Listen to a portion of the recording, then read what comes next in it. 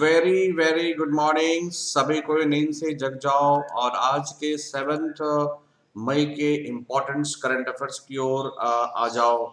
Dear, आप सभी जानते हो कि करंट अफेयर्स की इम्पोर्टेंस क्या है और करंट अफेयर्स आपके लिए कितना महत्वपूर्ण योगदान रखता है। ये किसी से छुपा नहीं है कि without current affairs you are not eligible to crack any single examinations. क्योंकि जिस तरह से इसके स्कोप्स बढ़ रहे हैं, अराउंड 25% तक के जो क्वेश्चंस आते हैं अकेला करंट अफेयर्स से होते हैं। और बाकी अगर क्वेश्चंस आपको देखने को मिलता होगा कि सर क्वेश्चन ज्योग्राफी का है, क्वेश्चन पॉलिटी का है, तो उनमें भी कहीं ना कहीं करंट अफेयर्स का एसोसिएशन होता है। इतना ही नहीं डियर, अगर आप मेंस के एग्जामिनेशनों को लिखोगे तो आप जिस भी कॉन्सेप्ट को लिख रहे हो उस कॉन्सेप्ट में आपको करंट अफेयर्स का एसोसिएशन करना ही होगा। तो इन्हीं बातों को देखते हुए मैंने कुछ मॉडिफिकेशंस करने का प्रयास किया है कि मैं आपको पूरी थ्योरेटिकल तरीके से करंट अफेयर्स पढ़ा रहा हूँ और साथ ही साथ जो ऑडिटोरियल्स होते हैं, जैसे संडे को संडे वीकली ऑडिटोरियल्स डालने का मैं प्रयास करूंगा। जैसे इस बार का ऑडिटोरियल है आत्मनिर्भर भारत। तो इस तरह से ऑडिटोरियल्स आपको आने से आपके माइंड्स अब्रॉड्स होंगे। ओके, तो चलिए इस सेशन की शुरुआत करते हैं। और इससे पहले मैं आपको बता दूं कि मैं इकोनॉमिक्स के क्लासेस की शुरू करने वाला हूं। इकोनॉमिक्स क्लासेस फॉर 11th, जो कि आप जैक्स के स्टूडेंट्स होंगे या सीबीएसई के स्टूडेंट्स होंगे, इनका 11th क्लासेस शुरू होगा, 12th क्लासेस शुरू होगा, ग्रेजुएशन होगा और पीजी तक होगा। एंड कंप्लीट इकोनॉमिक सॉल्यूशंस आपको यूट्यूब पे देखने को मिलेगा। और देखो, इंडियन इकोनॉमिक्स की बात करेंगे हम लोग। पेपर 5 में आपके जो जेपीएससी में क्वेश्चंस आते हैं इंडियन इकोनॉमिक्स से, तो इंडियन इकोनॉमिक्स से हम लोग चर्चा पूरा करेंगे। ओके, तो नेशनल इनकम पे हमारा पहला फोकस होगा। First topics we will deals about the national income for JPSC candidate and for BPSC candidate. Okay, ये इंडियन इकोनॉमी का पार्ट है, करेक्ट। तो इतनी बातें आपको देखने को मिल रही है। Very soon we are going to come very soon with this one. आइए, अगर आपने आईएमए की ट्रेनिंग करनी है, देख रहे हो कि अगर आप आईएमए में जाओगे, इंडियन मिलिट्री एकेडमी जो कि देहरादून में स्टेब्लिश है, अगर आप जाओगे तो आपको इस तरह के ट्रेनिंग का आनंद देखने को मिलेगा और पूरी देशभक्ति झलक रही होती है यहाँ पे। ओके, आइए, आप टेलीग्राम पे मैं बार बार कहता हूँ, मैं बार बार आपसे रिक्वेस्ट करता हूँ, काइंडली आप मुझे फॉलो कर लो टेलीग्राम पे। सो डेट जैसे आप टेलीग्राम पे फॉलो करोगे ना, तो इट मीन्स व्हाट, आप जैसे टेलीग्राम पे फॉलो करोगे तो आप मेरे से बात कर सकते हो और आपको मैं आपसे पीडीएफ भी दिया करूंगा। You can download your PDF from Telegram apps. तो आप टेलीग्राम ऐप पे जाके पीडीएफ को डाउनलोड कर सकते हो। ओके, बट इसके लिए आपको रजिस्टर्ड करना होगा अपने आप को टेलीग्राम पे। It is my own personal Telegram, that is eminent educator. So find the above link in the video descriptions, download the Telegram apps, type the link in URL and click on to join and discuss as talks है। आप बात कर सकते हो, अपने grievances को रख सकते हो। ओके, आइए, आज के सुविचारों के साथ, आज के सबसे अच्छे विचार के साथ हम सेशन की शुरुआत करते हैं कि आप don't wait for the good days, आप अच्छे समय का इंतजार ना करें। To come make your days good, जो आपके पास गुड दिन है उसी को आप अच्छा बनाने का प्रयास करें। आइए, तो PM Modi reviews public health responses to कोविड-19। प्राइम मिनिस्टर ने सभी राज्यों के हेड्स के साथ, सभी जितने भी वॉरियर्स हैं जो कि कोरोना के दौरान लोगों से मुलाकात कर रहे हैं, लोगों की हालचाल ले रहे हैं, लोगों की सेवा कर रहे हैं, या जितने डॉक्टर्स हैं, जितने सीएमएस हैं, सभी के साथ उन्होंने एक हेल्थ रिस्पॉन्स रिव्यूज लिया है कि भाई आप जो सपोर्ट कर रहे हो उनकी क्या रिस्पॉन्सेज है, उनकी क्या रिव्यू देखने को मिल रही है। आप देख रहे हो कि एक नई बात है, दैट इज जी7 की फॉरेन मिनिस्टर्स की मीटिंग्स हो चुकी है। और इस मीटिंग्स में आपके साथ कौन आए हैं, तो आप देख रहे हो कि एक्सटर्नल अफेयर्स मिनिस्टर हैं, that is doctor S S Jaishankar. इन्होंने वर्चुअली मीडियम से या वर्चुअल मीडियम से इस मीटिंग्स में कोलैबोरेशंस किया है। किनके साथ, तो जी7 फॉरेन मिनिस्टर्स मीटिंग के साथ। अब ये जी7 जो मीटिंग होती है, आप देखो during the meeting it was discussed that the vaccination is the only lasting solution to the COVID-19. अब बताओ आज के डेट में अगर जिस दौरान कोविड पेंडेमिक्स इतनी तेजी से बढ़ रही होती है, इस दौरान अगर किसी देश के विदेश मंत्रियों के किसी दूसरे विदेश मंत्रियों के साथ अगर मीटिंग होती है तो पहला एजेंडा क्या हो सकता है? कोविड-19। तो ऐसे में आपके डॉक्टर एस शंकर ने ये पूछा है कि आप बताओ भाई कि वैक्सीनेशन क्या यह एक अंतिम लास्ट सॉल्यूशंस है? तो ये ग्लोबल रिस्पॉन्स जो आया है वो ये आया कि no, it is not, but it is required a diversify production. इनको डाइवर्सिफाई प्रोडक्शन होना चाहिए और अनइंटरप्टेड सप्लाई, और सप्लाई में किसी प्रकार का ब्रेक नहीं होना चाहिए ताकि सप्लाई चेन बना रहे, and generous resourcings. Doctor Jaishankar said India will do its fast. India काफी तेजी से इन पर काम कर रहा है। He noted that geopolitical changes have been accelerated by the COVID related trends and issues for transparency, reliabilities, and self reliances. Okay, open societies and personal freedoms required careful nurturing and must be guarded against the fake news and digital manipulations. इनका कहना है कि आप किसी भी तरह के fake news and digital manipulation पर ध्यान ना दें। आप अपने अपने आप को चेन को ब्रेक करने का काम करें और वैक्सीन की सप्लाई चेन को मेंटेन करें, वायरस के चेन को ब्रेक्स करें। इस तरह से आप कोविड-19 पे विजय प्राप्त कर सकते हैं। ये ग्लोबल रिस्पॉन्स आया है। क्या जब क्वेश्चन क्या था आपका? During the meeting it was discussed that vaccination is the only lasting solution to the कोविड-19 चैलेंजेस। करेक्ट? आइए देखते हैं ये जो ग्रुप ऑफ G7 जो है वो कितने कंट्रियों का एक एसोसिएशन है और इनका पर्पस क्या था। तो आप देखोगे कि G7 की जो फॉर्मेशन हुई थी, G7 वाज फॉर्म्ड इन 1975। इस G7 का फॉर्मेशन कब हुआ है? तो 1975 में हुआ है। इनके जो मेंबर्स हैं कौन है? फर्स्ट कनाडा, तो आप लिख सकते हो सी। फ्रांस क्या है? Germany, Italy, Japan, United kingdom और यूनाइटेड स्टेट्स। ओके, तो इस तरह से आप इनको याद भी रख सकते हो शॉर्ट फॉर्म में करके। ओके, क्या कि Canada, France, Germany, Italy, United Kingdom and United States are the member of G7। इनकी क्या थी कि जेंडर इक्वलिटी एडवाइजरी काउंसिल के रूप में ये काम करता है। कौन? तो G7। ये जेंडर इक्वलिटी मतलब क्या होता है? सभी को इक्वल पैनल पे लाना, सभी का इनकम एक हो, सभी राष्ट्रों में डेवलपमेंट एक साथ बढ़े।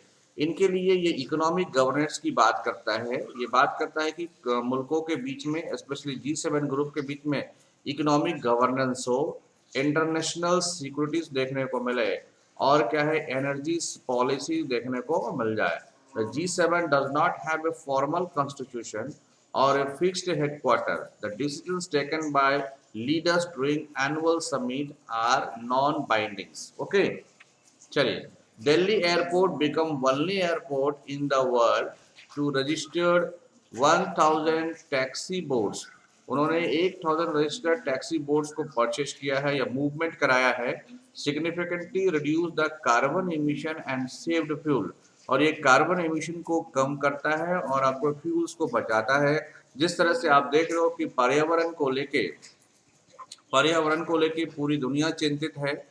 इस चिंता के विषय में आप देख रहे हो जो सबसे ज़्यादा क्राउडेड जो है कोविड-19 के दौरान सबसे ज़्यादा अगर क्राउडेड एयरपोर्ट हुआ है तो वह दिल्ली एयरपोर्ट हुआ है। इस पॉइंट ऑफ व्यू को देखते हुए कि दिल्ली एयरपोर्ट सबसे क्राउडेड एयरपोर्ट्स है, ओके, सो डैट पर्यावरण को खतरा ना हो, इसके लिए सिग्निफिकेंटली 1000 टैक्सी बोर्ड्स, कितने?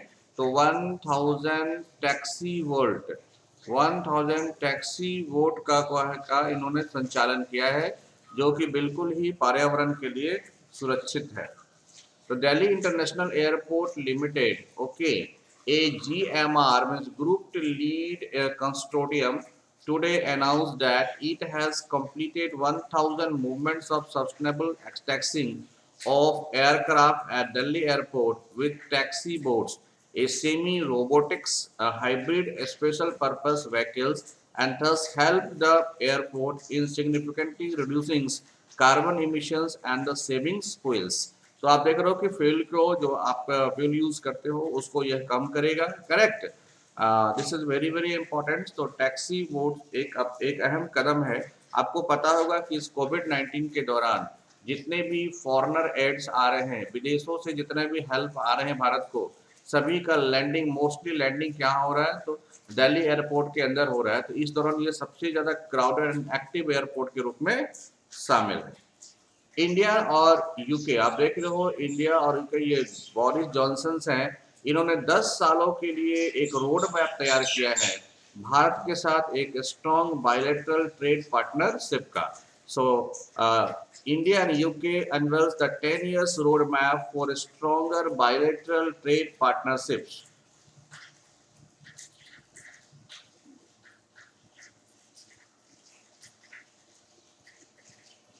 ठीक है, so India and UK unveils the 10 years road map for stronger bilateral trade partnership पर इन्होंने स्ट्रॉन्ग ये किया है। Correct, the prime minister of India Shri Narendra Modi and his counter partner British Boris Johnson held a virtual summit और मीटिंग। This is the meetings के अंदर 10 years road map तैयार किया गया है कि इंडिया और यूके के बीच में बायलेटरल रिलेशन को कितना मजबूत किया जाए और कॉम्प्रिहेंसिव स्ट्रेटेजिक पार्टनरशिप पर कितना फोकस किया जाए।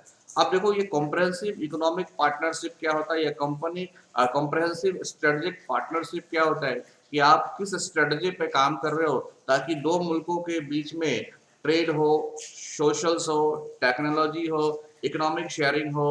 कॉम्प्रिहेंसिव मीन्स ओवरऑल आप कह सकते हो कि एक इक्वलिटीज लाने की प्रयास की जा रही है। The prime minister Boris Johnson ने अनाउंस किया है कि इंडिया और यूके के बीच का जो ट्रेड एंड इन्वेस्टमेंट्स होगा वो कितना होगा, वर्थ रुपीज यूरो 1 बिलियंस का होगा। ये काफी अपने आप में लिए 1 बिलियंस का जो है आपको टाई अप्स हो रहा है और उन्होंने डिक्लेयर किया है कितने सालों तक, 10 सालों तक। They also launch a enhance trade partnership, इन्होंने ट्रेड पार्टनरशिप को बढ़ाने की बात करा है और सबसे बड़ी बात क्या है तो फ्री ट्रेड एग्रीमेंट की बात करा है। ओके, और यह कहा है कि यह जो टारगेट है वो 2030 तक लिया गया है, क्या, डबलिंग द बायलैटरल ट्रेड।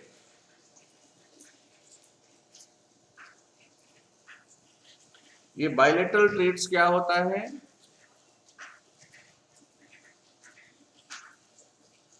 इस बायलैटरल ट्रेड का मतलब क्या होता है, बायलैटरल ट्रेड मींस व्हाट, कि फ्री ट्रेड एग्रीमेंट्स आप करते हो।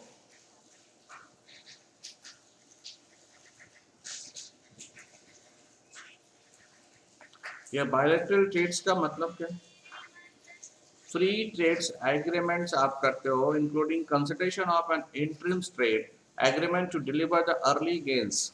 ओके, चलिए, तो by doubling bilateral trade by 2030 तक हम लोग इसको बायलैटरल ट्रेड्स को इंक्रीज करा देंगे। तो free trade agreements including the consideration of an interim trade agreement to deliver the early gains. Correct, आप देखो ये क्या होता है, फ्री ट्रेड एग्रीमेंट उन मुल्कों के साथ होता है जिस किसी कंट्री के साथ अगर आपका किसी भी प्रकार का ट्रेड एग्रीमेंट्स नहीं है तो आप फ्री ट्रेड एग्रीमेंट करके उन कंट्रियों के साथ अपने व्यापार को काफी तेजी से बढ़ा सकते हो। Correct, Mamata Banerjee has been sworn in as the Chief Minister of West Bengal third consecutive term। Mamata Banerjee ने शपथ ग्रहण किया है तीसरी बार मुख्यमंत्री के रूप में। और ये ममता बनर्जी आपको पता है टीएमसी सुप्रीमो है, ये ऑल इंडिया तृणमूल कांग्रेस है। ओके, यह 8 एंड करंट चीफ मिनिस्टर और किनके हैं, तो ये बंगाल के 8वें और करंट चीफ मिनिस्टर्स भी हैं और लगातार तीसरी बार ये जीती है।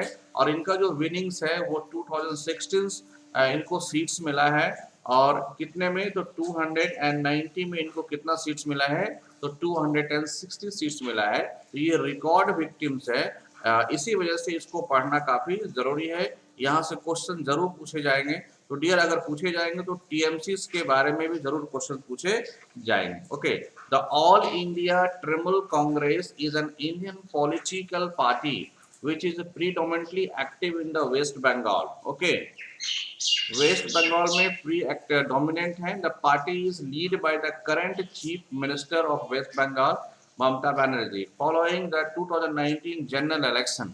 It is currently the fourth largest party in the Lok Sabha with 20 seats. तो ये ओके, तो लोकसभा में भी फोर्थ लार्जेस्ट पार्टी रह चुकी है। तो ये आप देख रहे हो कि ममता बनर्जी, ओके, इनकी क्या है, लीडर्स है, ओके। और ये इनका जो आपका एक न्यूज़पेपर निकलता है, इसका नाम है जागो बंगला, जो कि बंगाली में एक न्यूज़पेपर निकलती है। और इस पार्टी का फॉर्मेशन कब हुआ है, तो 1 जनवरी 1998 को इस पार्टी का फॉर्मेशन हुआ है। और देख रहे हो इसका यह क्या है, तो ये आपका ये मीन्स ये आपका इनका सैम्बल्स है, ओके। चलिए, तो world largest aircraft Stratolaunch Roc successfully completes second test. ये दुनिया की सबसे बड़ी और सबसे लार्जेस्ट क्या है, एयरक्राफ्ट है, जिसे किस कौन सी कंपनी बना रही है, तो अमेरिका की स्टार्टो लॉन्च कंपनी इसका फॉर्मेशन कर रही है, इसको बना रही है, करेक्ट। आप देखो, the world largest plane Stratolaunch Roc successfully complete test flight for a second time recently over the southern California desert.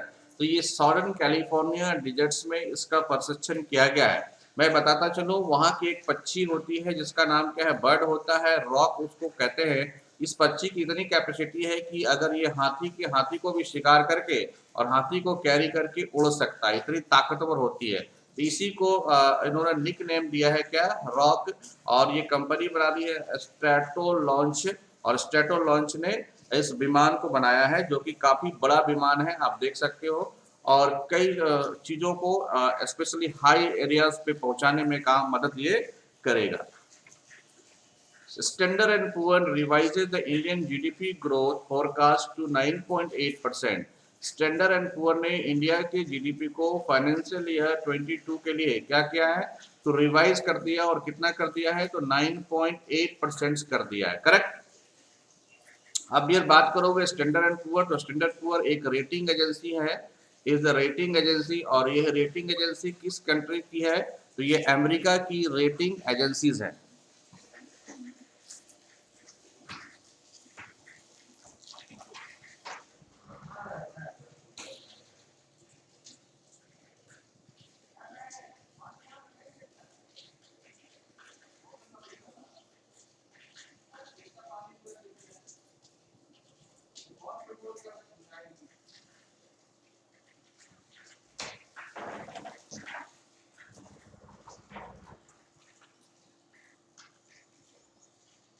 Standard and Poor revises Indian GDP growth forecast to 9.8% for financial year 22. Correct? चलिए, Philippines journalist Maria रेशा honoured with 2021 UNESCO यूलिनो कानो world press freedoms, okay. तो इन्हें world press freedoms के लिए यह award दिया गया। इसका नाम क्या है, यूनेस्को यूनेस्को यूनेस्को यूलिमो, ओके, कैनो को जो है प्रेस फ्रीडम अवार्ड दिया गया है। चलिए, investigate journalist and media executive Maria Resha of the Philippines has been named as the winner 2021 UNESCO Gurilino Cano World Press Freedom Prize। Award carry कितना किया है, तो US 25,000 इसने कैरी किया। Presently Ressa is the CEO of Rapplers, a Philippines online news websites की क्या है, CEO है। इंटरनेशनल नो डाइट डे, ये 6 मई को इंटरनेशनल नो डाइट डे मनाया जाता है।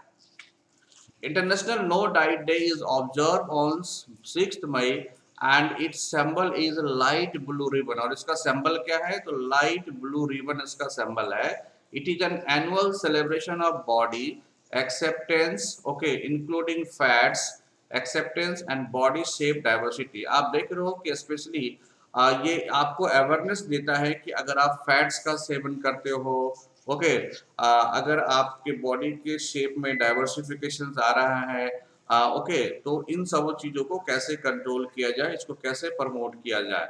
The day is dedicated to promoting a healthy life style with a focus on health at any size, in raising awareness of the potential danger of dieting and the unlikelihoods of success।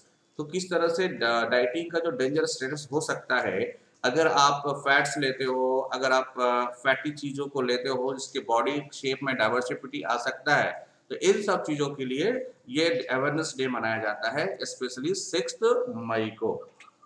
आइए round the year current affairs की हम लोग बात कर लेते हैं कि जैसा कि हमारा सेशन चलता है, उस सेशन में आप आज की करंट अफेयर्स तो देखते ही देखते हो और साथ ही साथ the round the year current affairs को भी देखते हो, ताकि आप हमेशा 6 मंथ में लैंडिंग करते रहो। जिस भी समय आप एग्जामिनेशन दो, आप 6 मंथ का लैंडिंग करोगे।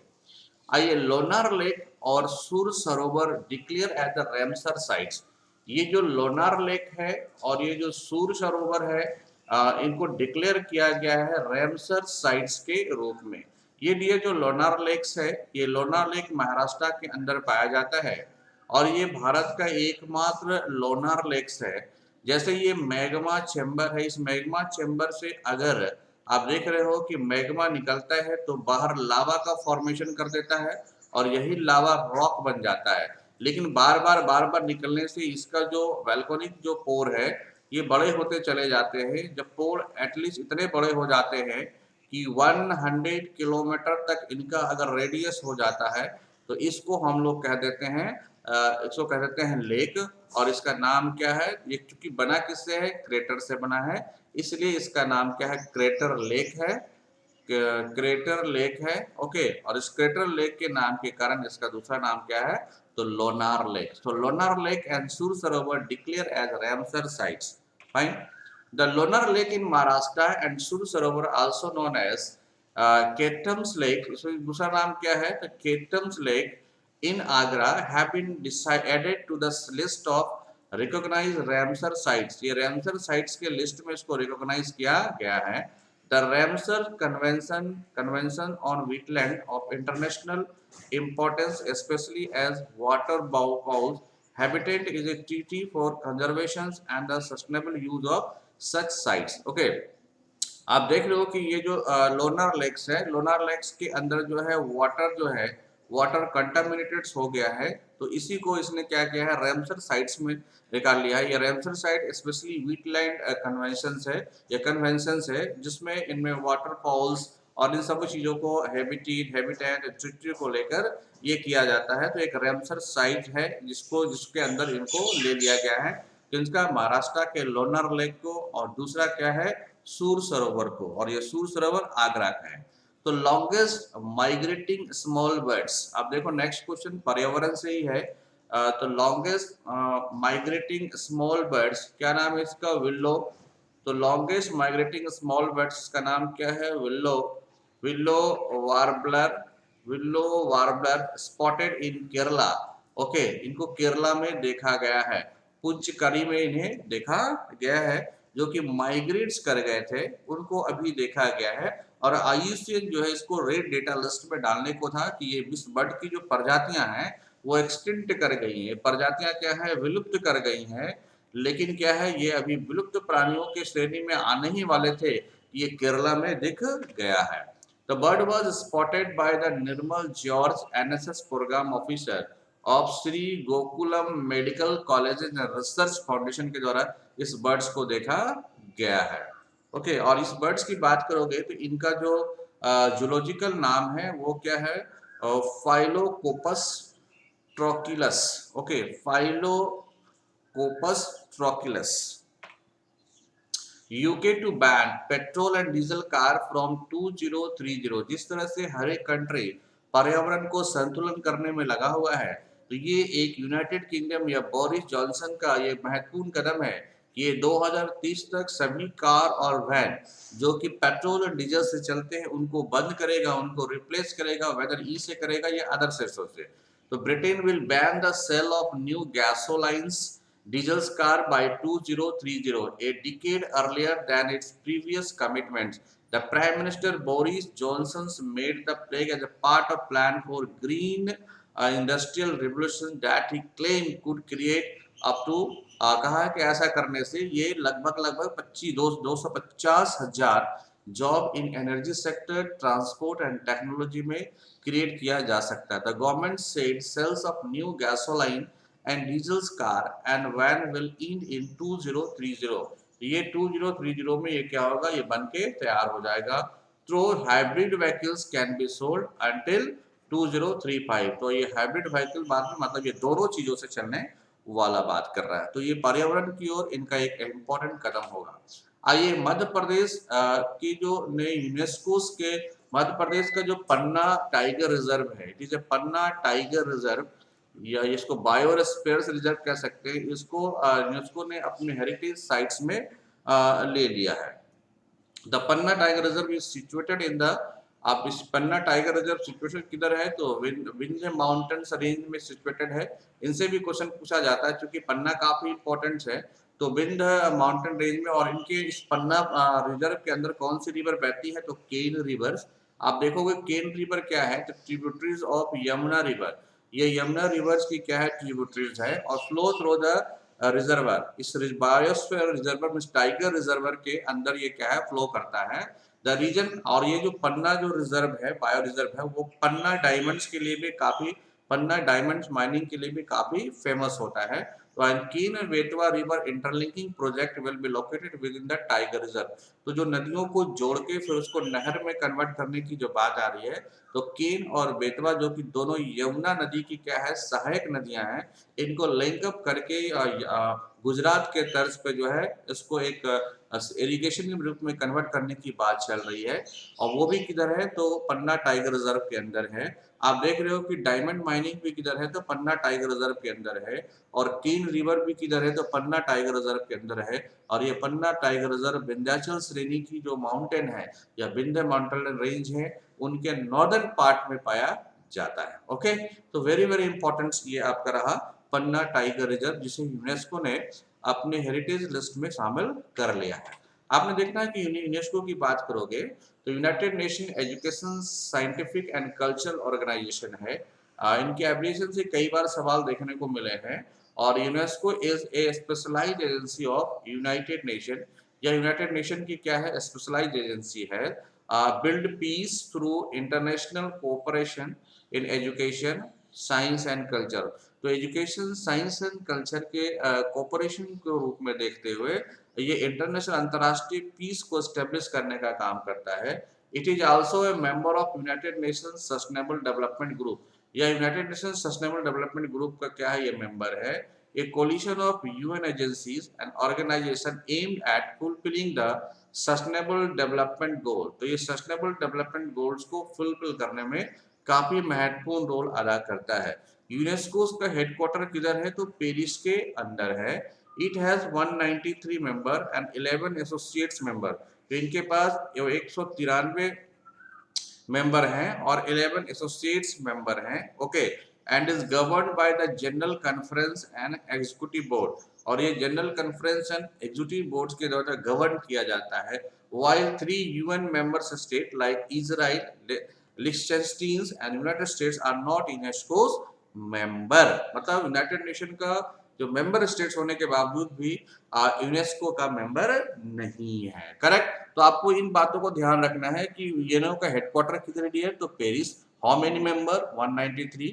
कितने एसोसिएट्स मेंबर हैं, 11। Okay, correct. ये लेटेस्ट न्यूज है अप्रैल 2020 तक। ओके, और ये किनका विंग्स है, तो यूनाइटेड नेशन का विंग्स है। और बेसिकली इनका फोकस क्या है, build peace through international cooperation in education science and culture.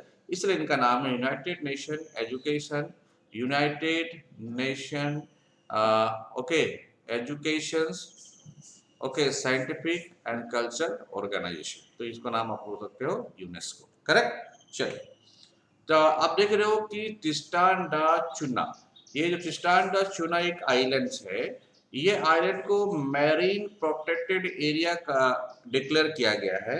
ये एरिया जो है 3 into यूके है। यूके जो यूनाइटेड किंगडम है उसका यह 3 times बड़ा एरिया है। ट्रिस्टान डा चुना is a 4 islands, okay, archipelago in the South Atlantic Ocean with 245 permanent resident. और ये जो आइलैंड्स होते हैं ट्रिस्टान डा चुन्ना आइलैंड, इनमें क्या है कि ये मात्र 245 परमानेंट रेसिडेंट्स हैं, बाकी यहाँ पे कोई नहीं रहते हैं। तो इनको जो है मेरीन प्रोटेक्टेड एरिया घोषित कर दिया गया है, जो कि साउथ अटलांटिक ओशन के में पाए जाते हैं। आइलैंड में देख लो यही बात है, 245 जो है परमानेंट रेसिडेंस है, has created a marine protection zone to safeguard wild life in an area of South Atlantic 3 times the size of United Kingdoms. Correct. आइए, a lot of thanks to visits, channels को आप continue visit करते रहें, but you need to subscribe. ये हमारा YouTube channel है, that is eminent educator. आप Telegram पे भी मुझे सर्च कर सकते हो, उनमें भी चैनल का नाम क्या है, तो एमिनेंट एजुकेटर्स है। Okay, you have to use. और मैं आपको बताता चलूं कि जैसा कि मैंने आपको इन्फॉर्म किया है कि very soon we are going to be start our economics classes for JPSC, PT and mains and the 11th and 12th economics classes by YouTube. तो आपको लगातार यूट्यूब से हमारी सेवा आपको मिलती रहेगी, आप इसका आनंद उठाएं और अपने आने वाले एग्जामिनेशन में बेहतरीन करें। बट आपको इसके लिए हमारा एमिनेंट एजुकेटर को सब्सक्राइब करना होगा, ये हमारा यूट्यूब से। अगर आपको कभी कभी दिक्कत हो तो आप eminent educator by by Ajit Mehta sir से आप इसको सर्च कर सकते हो, और सर्च करने के बाद आप उसको सब्सक्राइब कर सकते हो। Thank you, we will meet very soon, means tomorrow हम लोग फिर मिलते हैं। और जो टुमारो का हमारा सेशन होगा वो कंप्लीट आपका पूरे विक्स का क्वेश्चन पे आधारित होगा। एमसीक्यूज होंगे, पूरे विक्स के जितने भी पॉसिबल्स एमसीक्यूज हैं उनका क्वेश्चनों का सीरीज होगा कल के क्लासेस में। कल हमारी कोई क्लासेस इस तरह से थ्योरेटिकल्स नहीं होगी, बट आपका क्या होगा, उससे रिलेटेड जो मैंने पूरे विक्स पढ़ाए हैं उससे रिलेटेड आपके एमसीक्यूज होंगे। Okay, thank you.